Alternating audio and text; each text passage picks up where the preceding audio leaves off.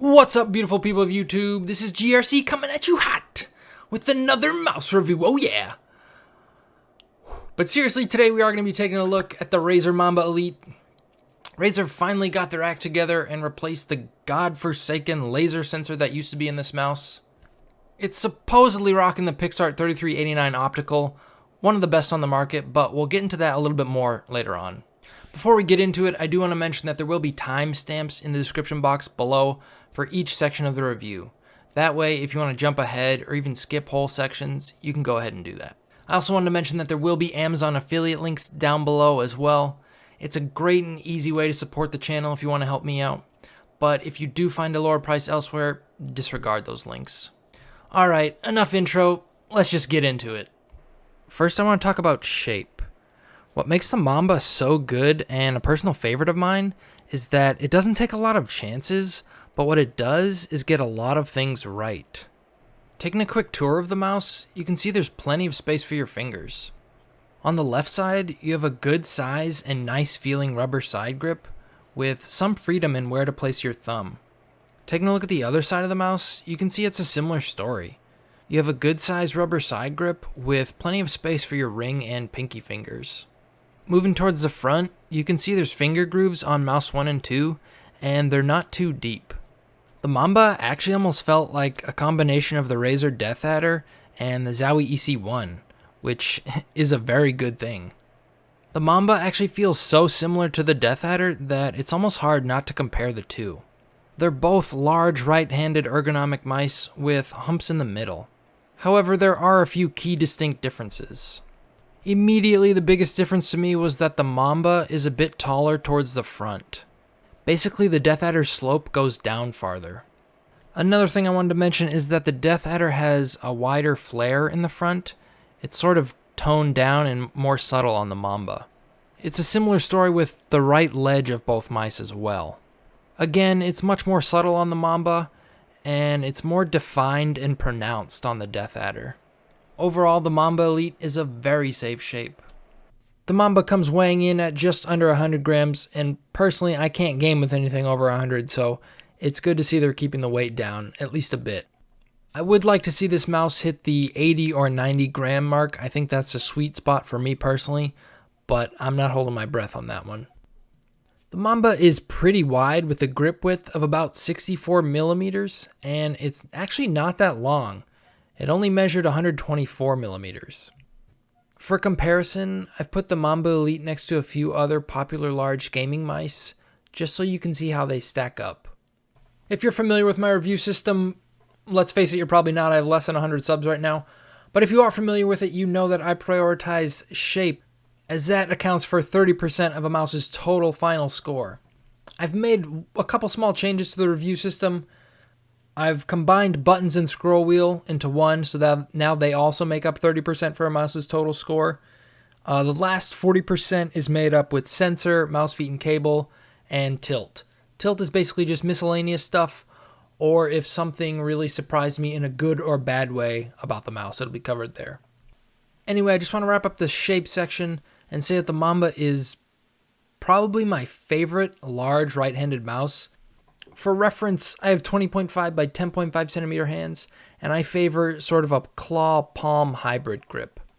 I was able to aim really well with the Mamba and didn't experience any significant comfort issues.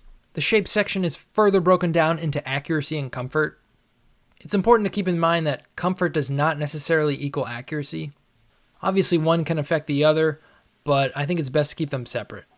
So the Mamba has earned a 14 out of 15 when it comes to accuracy and a 13.5 out of 15 when it comes to comfort. The mouse does feel solid and fairly well built in your hand, but I did run into some quality control issues with the buttons. My first Mamba Elite actually had a problem with one of its side buttons. Sometimes when pressing one of them down, it would get stuck. Thankfully, that issue isn't present on my second copy, the current Mamba I'm using. But the scroll wheel does feel a little bit off.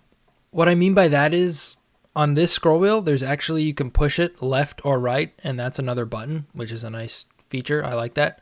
But the tension doesn't feel like it's balanced. Sometimes when I try to depress mouse button 3, the scroll wheel, It will sometimes click to the left as well, and I'll get sort of a double click. This wasn't present on my previous copy, and it only happens to the left side. I can feel the right side of the mouse wheel. It's actually a little bit stiffer and tougher to press that way. It's a pretty minor gripe, and it hasn't affected gameplay, at least in any significant way, yet. But still, if you're going to buy this mouse, I recommend buying from one of the big name retailers like Amazon or Best Buy. That way, if you do have an issue with your copy, you can return it or exchange it, no problem. Quality control issues aside, the buttons feel pretty good. Here's a sound test, so you can get a feel for them.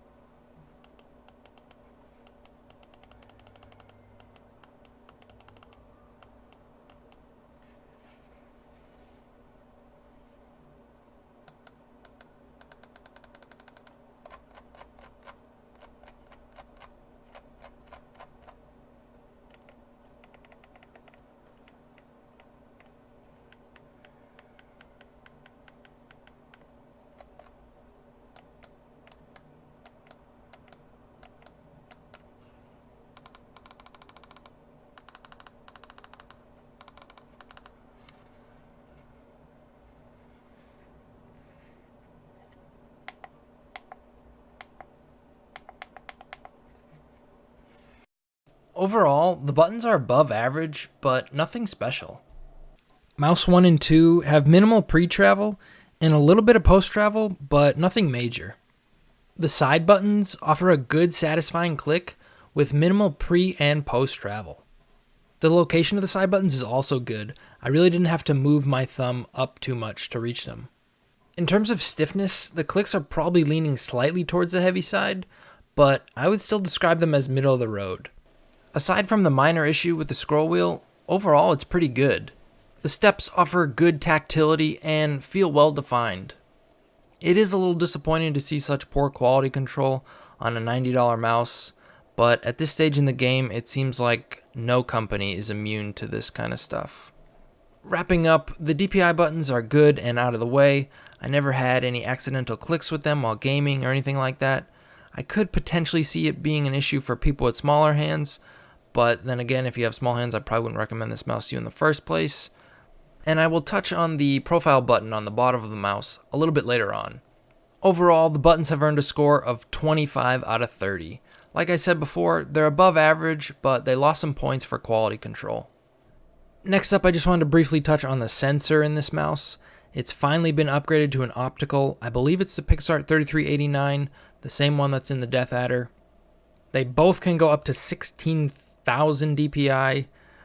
You won't need it, but it is there.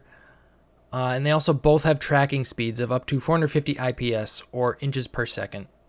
Now, unfortunately, I don't have any expensive equipment to confirm or test those numbers, but I can tell you through my usage of the mouse and through extensive FPS gameplay, the sensor was flawless. I never lost any tracking. It felt very snappy, very similar to the Razer Death Adder Elite.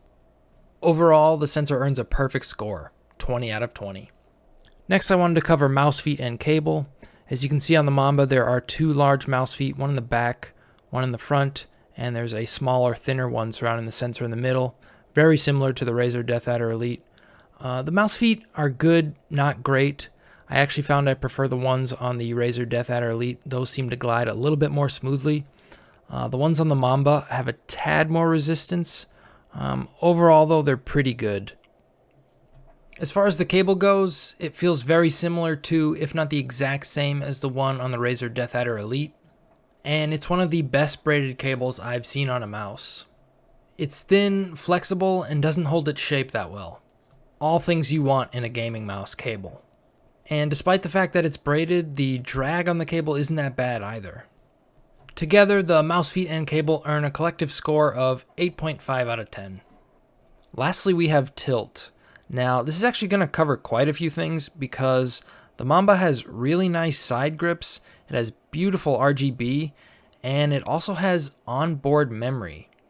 While you still have to deal with Razer Synapse, which at times can feel like spyware, certain mouse functions can be saved and work independently without Razer Synapse installed. So while I was initially going to take points off for the aggressive software, Razer has gone and made them all back up with the onboard memory. I was able to save rebinded keys to the mouse and even macros. Unfortunately, your custom lighting effects in a profile won't work without the software.